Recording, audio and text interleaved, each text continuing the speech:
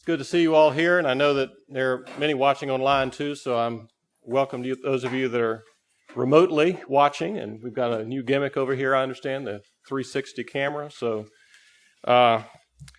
this is one of my favorite topics to talk about at Mises U. There's really just no shortage of material, right? This is like whack-a-mole or something. There's always a new objection to deal with, and I've only got a few minutes here, so I can't deal with all of them, and that would take hours and hours to handle the objections, serious and silly, that come up to capitalism. But let me start off by defining terms a bit. There are those who object to using the term capitalism, and I respect the reasons for it. It's perhaps best to think of this as free markets, but I use the term, Mises used the term capitalism.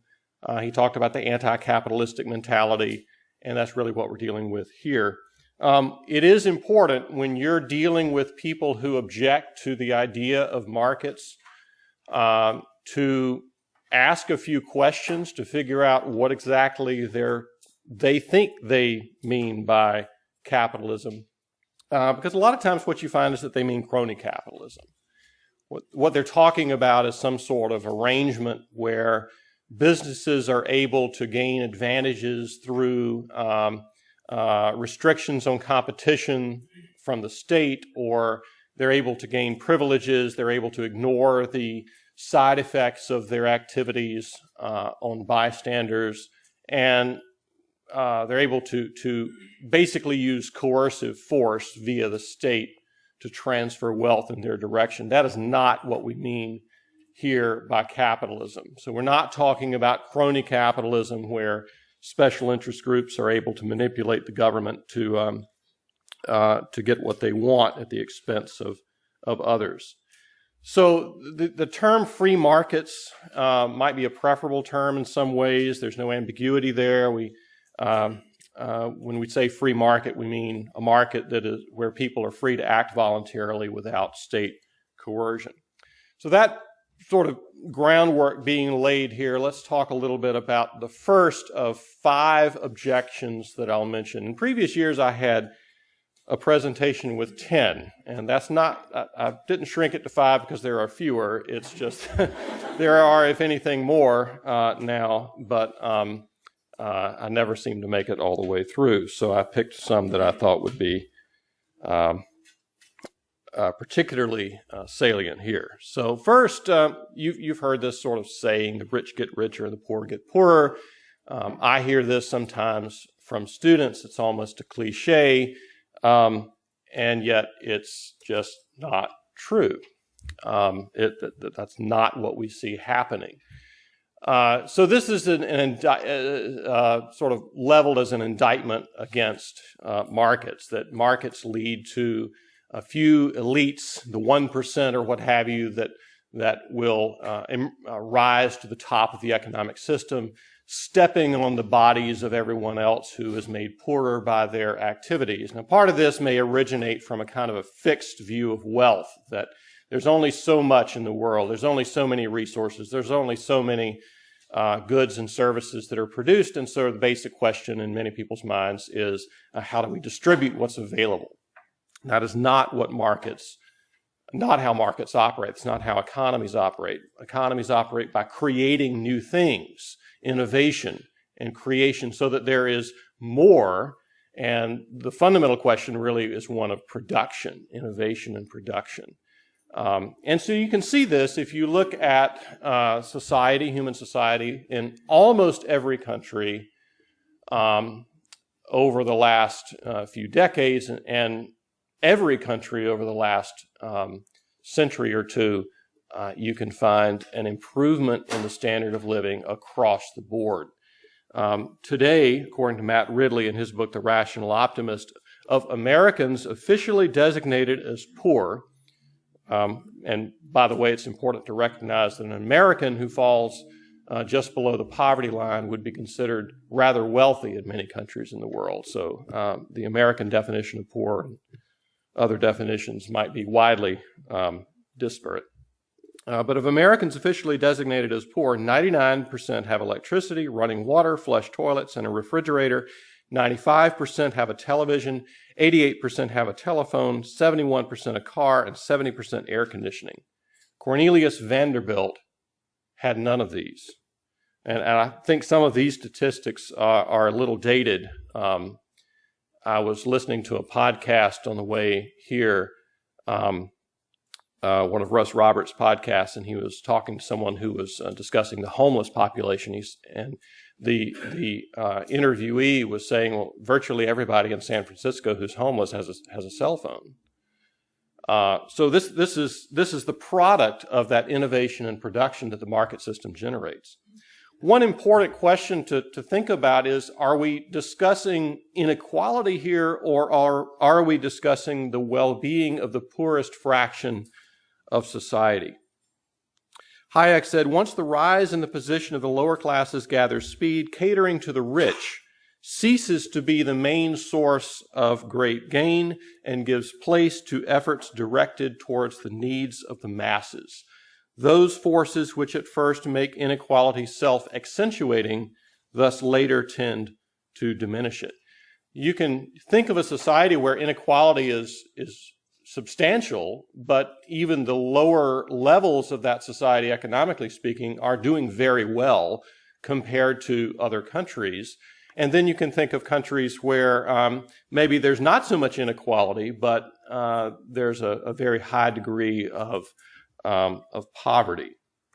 So do we want more poverty reduction or do we want more inequality reduction? Those two things are not necessarily the same. Now, we do see some forces that have moved us toward more inequality in some ways in developed countries. One of these is the superstar effect. We get more specialization, especially as we have an economy where people can trade with those in other parts of the world. So you get an international division of labor, and that increases the superstar effect. When people have a larger market that they can sell to, those individuals who are the best at what they do will tend to do very, very well. So that is something that's going to cause a little more inequality, as some people have an opportunity to do very well for themselves. Increased immigration can do this. Imagine someone from a very poor country who immigrates into a very wealthy country. Even without the well-being of any single individual changing, in fact, even if the immigrant's well-being increases after they immigrate, you can still see an increase in inequality in the destination country. So if someone comes from a country where their per capita income is $1,000 a year, and they migrate to the United States and their income, let's say, doubles to $2,000 a year, because you got that $2,000 a year individual in the United States, excuse me, that will tend to increase the inequality in the United States, even though no one is really worse off. So increased immigration can do this. Also, we have matching and mating kinds of issues that come up that tend to increase inequality of households. So today in the United States, high earners tend to marry other high earners with greater frequency than they once did. If you go back several decades, you would find more cases where a high-income earner married a low-income earner, and that would tend to average out household income much more so than you see today. So that would tend to increase inequality. Note that these are not really increasing poverty, and that's why it's important to make that distinction between inequality and poverty. There are some other factors that are worth mentioning here, and I'm only going to mention a couple to give you a flavor of the kind of thing we're talking about here. But we do see a reduction in inequality, largely because there is an elevation of the lowest income levels and lowest educational status. As that group tends to improve in their standard of living, you see a reduction in inequality there. IQ scores as Matt Ridley has pointed out, the spreads have shrunk, not so much because the people with the highest IQs have lost points, but because those with the lowest IQs have gained points over time. British aristocrats were 6 inches taller than the average height in 1800. Today, they're less than 2 inches taller. Differences in nutrition and so forth have made an impact there. Early childhood development has made a powerful impact. Now, if we're concerned about inequality, and I'm not saying that we shouldn't be, there are some government policies that have actually increased our inequality, or at least worked against reductions in inequality. And one of these would be the wealth transfer kinds of programs that we see. Tanner and Hughes a few years ago pointed out that welfare can outpay work in the United States. In 35 states of this country, welfare pays more than a minimum wage job. And of course, you talk to someone who's more of a progressive on this, and they'll say, oh, well, the solution to that is to just raise the minimum wage. Well, no, that's a good way to render someone unemployed and on welfare, but not typically going to help matters. In 13 states, welfare pays the equivalent of more than $15 an hour. For many recipients, they say, especially long-term dependents, welfare pays more than the type of entry-level job that a typical welfare recipient can expect to find. Now, the problem is not, well, it is the absolute amount of wealth transferring that's going on, but part of it is the structure of these wealth transfer programs, which tends to create a kind of hurdle that someone in poverty would have to get over in order to gain income of a substantial amount from earnings. And a colleague of mine at Wofford College shared this with me a few years ago. This is rather complicated diagram, so I'll try to summarize this as well as I can, but let's look at the upper diagram here. This is the amount of income a person would have from their earnings and also from transfers. So you've got a basically 45-degree line here. Axes are not exactly equal in scale, but if they relied entirely and only on their earnings, then this dark blue line here would show how much income they have. If you factor in the wealth transfer programs that they qualify for at various levels of income, you find, and I'll just skip the light blue lines here, but the darker blue of these lines here shows what they have after they've been granted a benefit from a welfare program and after they pay any taxes they owe on their earnings. So what you see is that at low levels of income, their standard of living is going to be considerably higher than their earnings would allow. And at higher levels of income, after we get into the kind of the middle class area here, you'll find that their standard of living is going to be lower than their earnings alone would allow because they're going to be taxed on those earnings. So the slope of this is not as steep as it would be without taxes and wealth transfer programs. You'll notice that for certain ranges of income, like right in here, this is very, very flat. That is, if you increase your earnings, your standard of living is not going to go up very much. And that means that there's an implicit tax on your earnings beyond the income tax that you would pay on them. You're also losing benefits, which of course would be a feature of most any earnings-tested welfare program. If you earn more, then the government's going to say, well, you don't need as much in assistance, so we're going to cut back on the assistance as you earn more. So if I earn another $1, and because I earn another $1, I lose about 30 cents of benefits that I had qualified for, then my behavior is going to be influenced in a way that's very similar to me being taxed 30% of my income. Okay? So if you factor in the actual taxes and then this sort of implicit tax that a welfare recipient would would pay by losing various benefits, then the implicit tax, if you count both of those together, and they act very, very much the same as far as the behavior of the recipient, then you get an implicit tax that's almost 100% for certain income ranges. Notice that for lower incomes, the tax, that is the income tax plus the lost benefits, is in the 20 to 40% range for incomes below about $10,000 a year. Once you hit about $10,000 a year, you start to lose a lot of eligibility for various programs, and so the implicit tax jumps up to around 70% and then up to close to 100%. So this means that if you're a person who's earning about $18,000 a year, and you think, well, maybe if I work harder or get some more training and get a different job and earn more, maybe I'll be better off. Well, not really. You won't be. In fact, for wide ranges of income, the implicit tax is so high that the motivation a person would have to earn more, work harder, work more hours, work smarter, etc., is pretty low. So this means that if a person is in this low income level here, range here, and they want to be over here at sort of a middle class lifestyle, they're going to have to make a huge leap in order to get there. They're going to have to face very high implicit taxes. So this means there's a hurdle, as I said earlier, that induces people to remain at these very low incomes.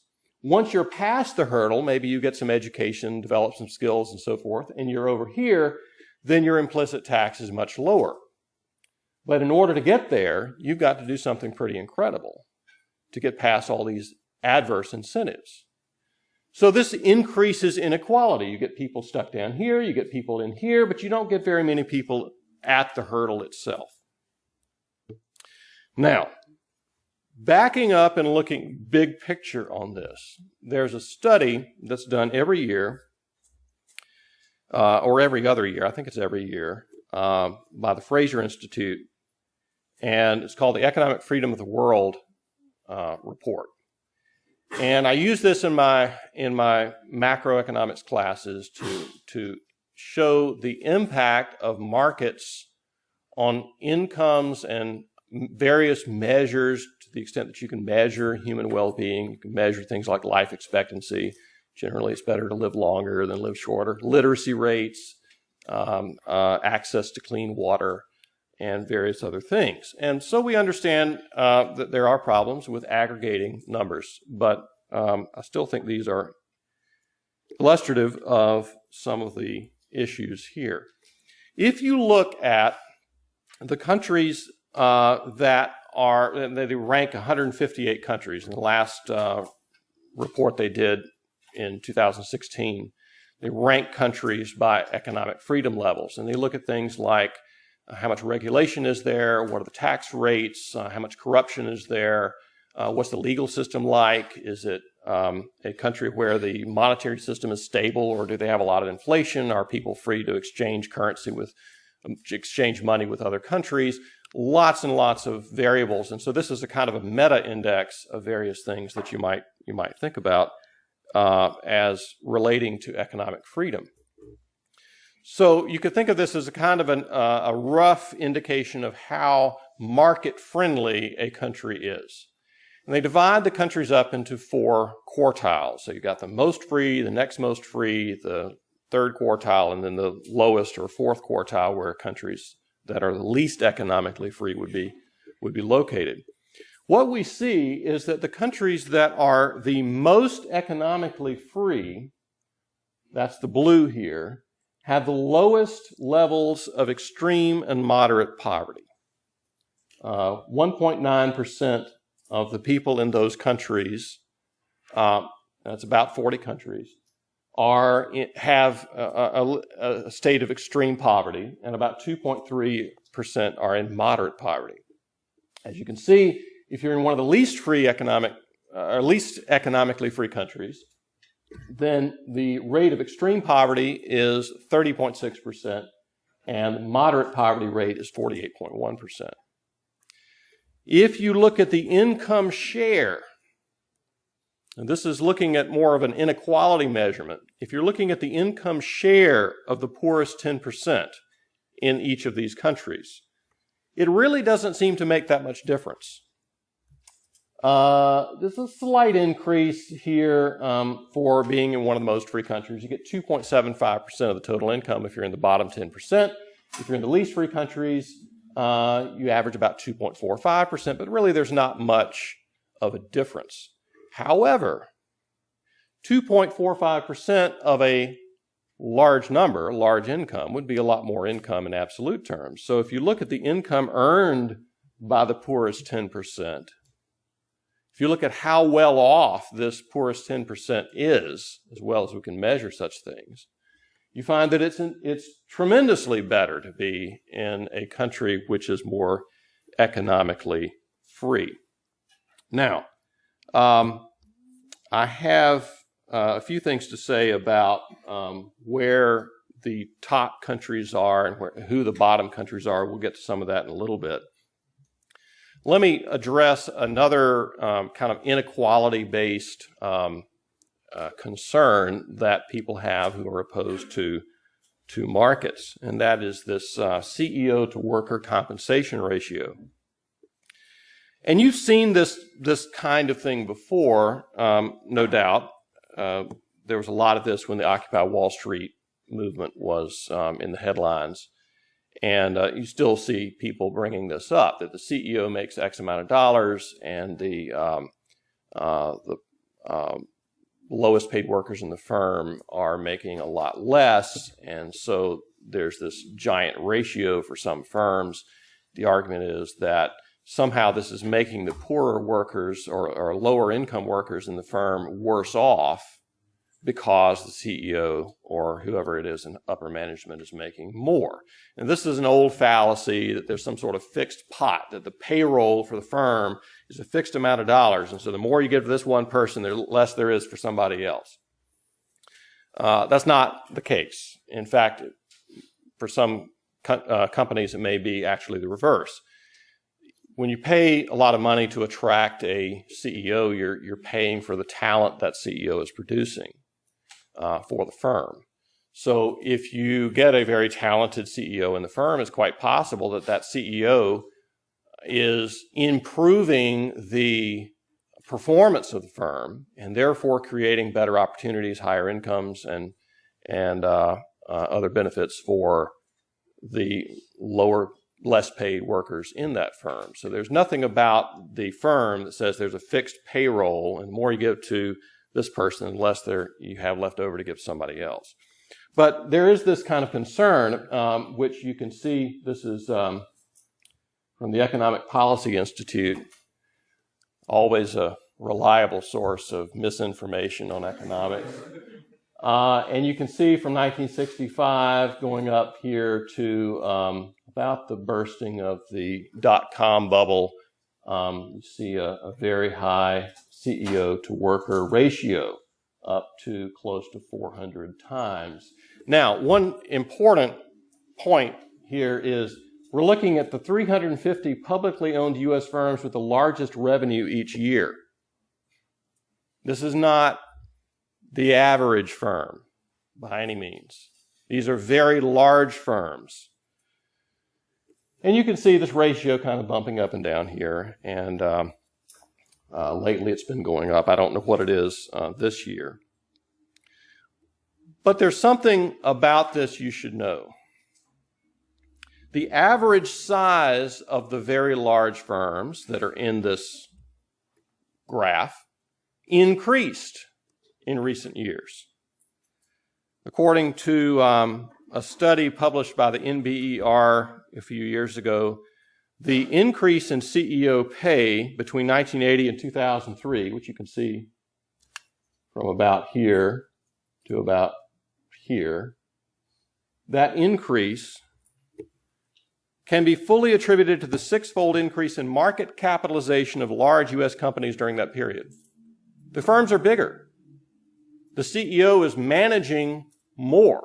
It shouldn't be surprising if this person is paid more because of the higher level of skill required to administer manage these kinds of assets. So it just makes sense. As the average market capitalization of companies in the S&P 500 increases, the average CEO pay of those firms would also increase. Now, as for the ordinary CEO, we find that their pay is really not very remarkable. This is from a publication from AEI a few years ago. We find chief executives, this is from 2008, chief executives, 2013. In 2013, chief executives were making about $178,000 a year, about the level of a dentist. And people don't look at dentists and say, well, you greedy dentist. Well, maybe they do. I mean, I'm perfectly happy with my dentist, and I want my dentist to be happy and well paid so that when this person's yanking at my mouth, they're not angry and disgruntled. It doesn't want to cause me any pain. So this is not really an exceptional income. Of course, this is lumping in the Bill Gateses of the world with people who are a lot less, managing a lot less in terms of assets. Let me turn to the second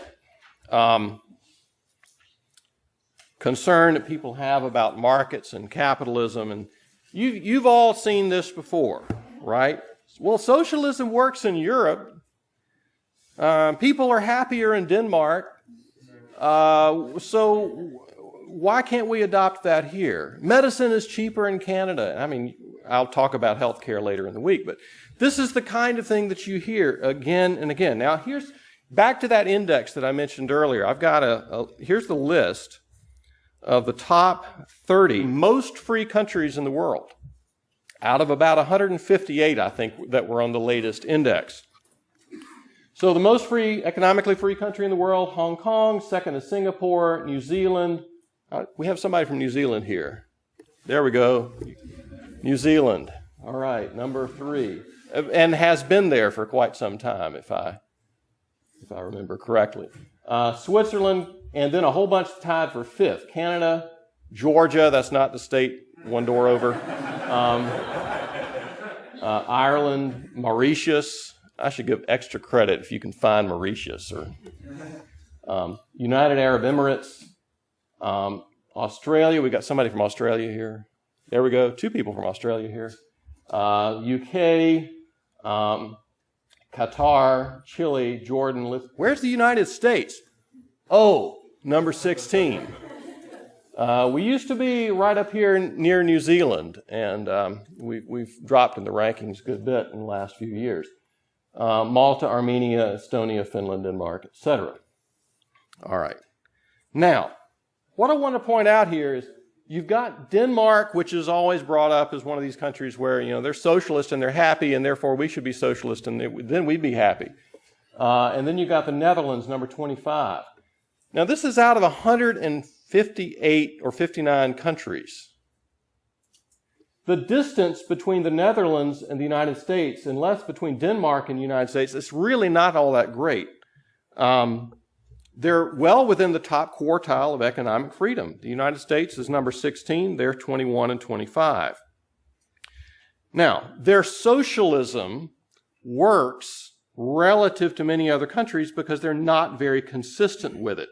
It is diluted with a hefty dose of other freedoms. The United States score, this is a 1 to 10 score that they're using on this index, is 7.75. The Netherlands, and the higher the number, the less economic freedom you have. The United States is 7.75. The Netherlands is 7.82. Denmark is 7.72, 0.03 away from the United States. The Netherlands ranks, if you divide it up into the subcategories of economic freedom, the Netherlands is number 9 out of 158 on the legal system and property rights. They're number 4 on their monetary system. They're number 4 on the freedom to trade internationally.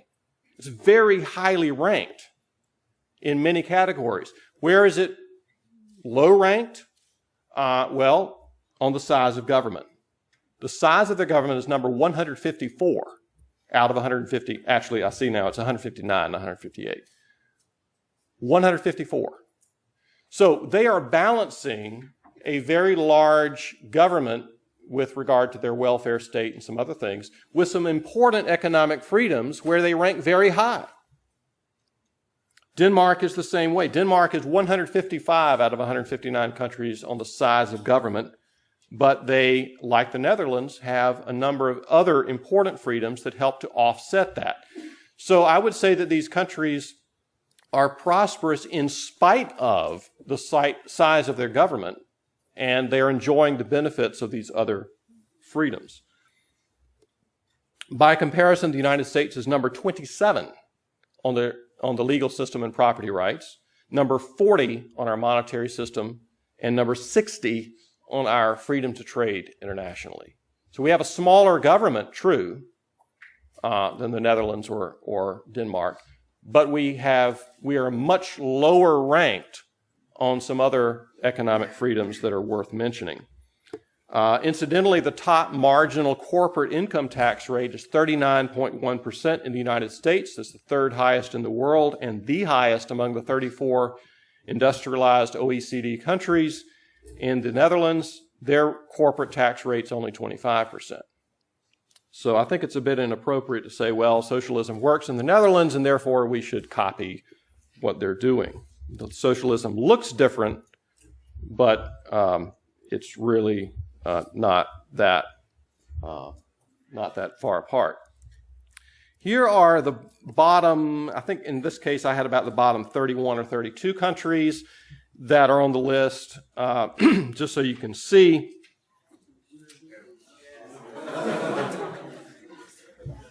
Did I miss something? What was? Oh, Venezuela. Yes. Well, they're not doing much to improve that ranking. Last I saw either. Their inflation rate's very high, price controls and everything. And I read a few months ago the average Venezuelans lost like 15 or 20 pounds because of the difficulty of getting food. Anyway, just to give you some perspective, remember I mentioned the United States ranks 7.75, I believe I said, on the ranking. Venezuela is 3.29. Argentina is 4.81. Ukraine, the lowest ranked European country, is 6.00. 22 of the bottom 31 countries are African. George Ayete, who's an economist from Ghana and a president of the Free Africa Foundation, says Africa is poor because she is not free. That is the key. Now, as to this happiness thing, I wanted to mention this because it comes up repeatedly. There was a 1974 study by Richard Easterlin which produced something that lasted for a long time in economics and other disciplines called the Easterlin paradox. The study seemed to show that the wealthier countries didn't have happier people in them than poorer countries. And so for decades, people are citing this kind of thing. They're saying, well, look, it's you can increase your GDP and so forth, but you're not necessarily going to be better off mentally for this. There were two 2008 studies that showed this paradox doesn't really exist, that to the extent that you can measure happiness, and I think that's extremely problematic. I'm not suggesting that these are that there's any really good way to do this, but to the extent that they surveyed people and tried to figure out how happy are you and so forth, the studies indicated that rich people are happier than poor people. Rich countries have happier people than poor countries. People get happier as they get richer. I mean, pretty much every dimension you want to consider, it is better for your well-being to have more income. The earlier study, the Easterlin study, simply had samples that were too small to find any significant differences. Certainly the more recent studies were problematic. The Easterland study appears to have been even more problematic. This diagram has a series of bubbles corresponding to the populations. So you see China's here, India's here, here's the United States, and there's Denmark right up there. This shows on the horizontal axis the GDP per capita in 2003, adjusted for differences in purchasing power across countries.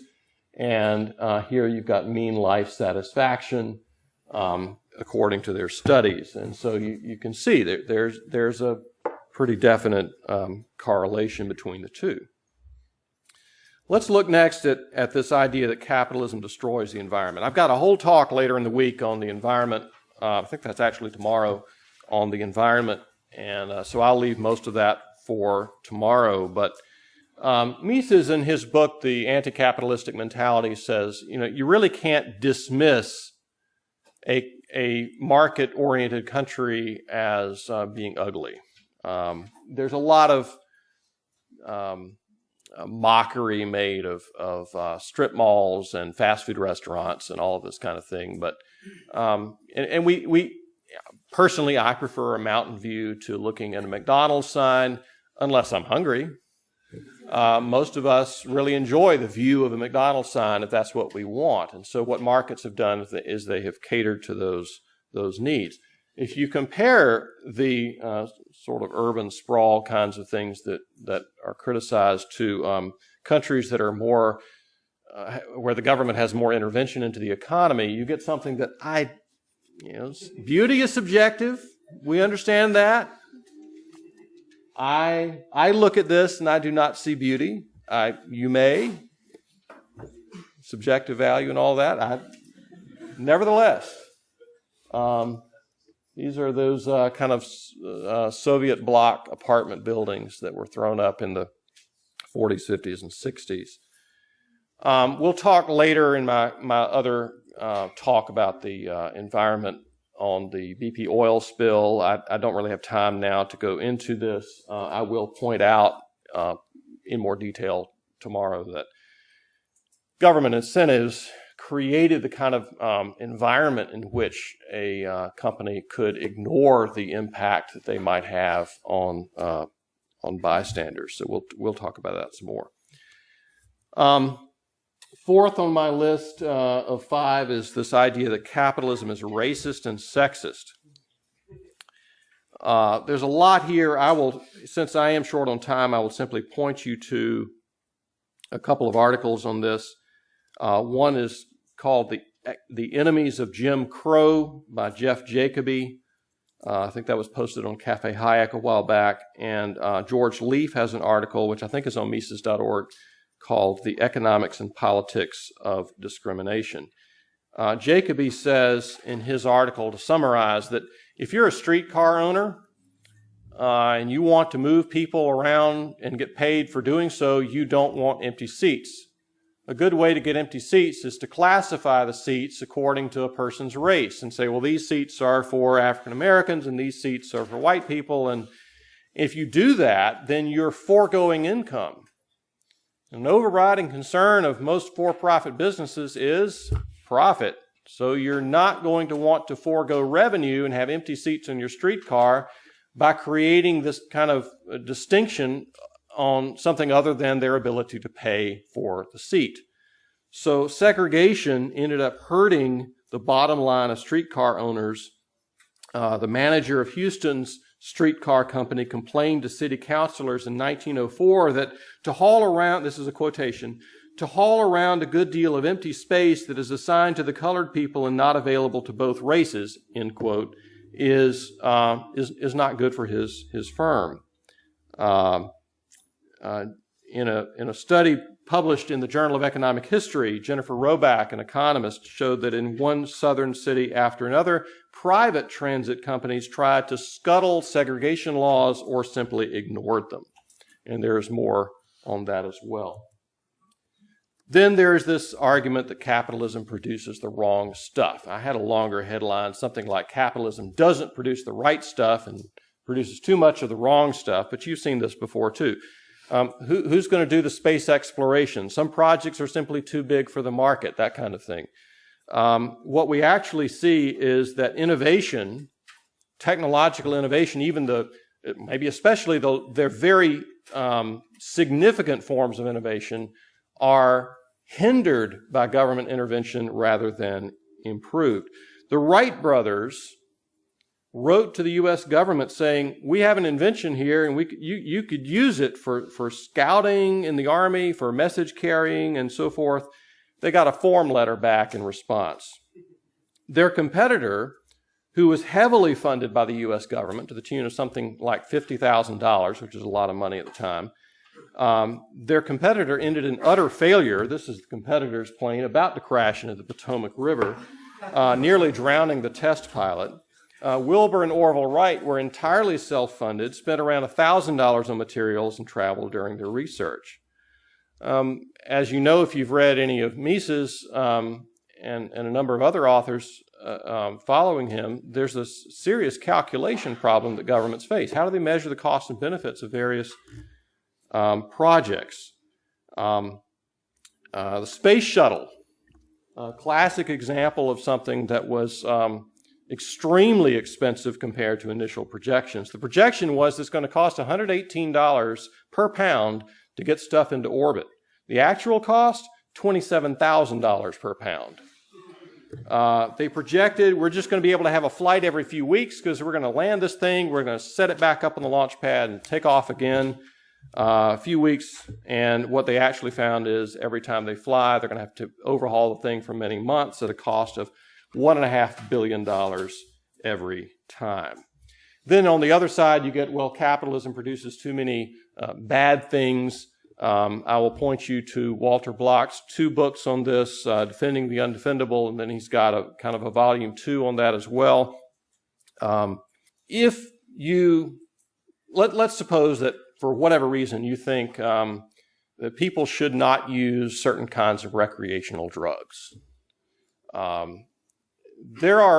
First of all, there are ways to tackle what you see as a problem by trying to persuade people not to use recreational drugs. So I try to persuade my children not to use recreational drugs. I think most parents would. But if you are using that same technique with children, you have more control. With adults, you need to use persuasion.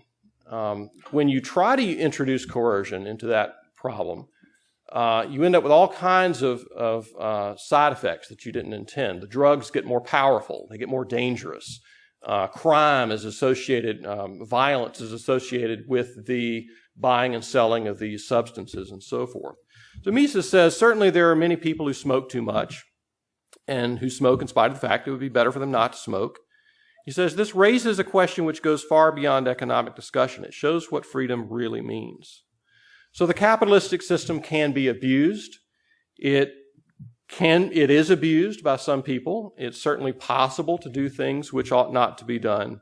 But Mises says, a disapproving person always has a way to attempt to change the minds of his fellow citizens. He can try to persuade them, to convince them, but he may not try to force them by the use of power, by the use of governmental police power. I have just a couple of minutes for questions. Thank you very much for your time.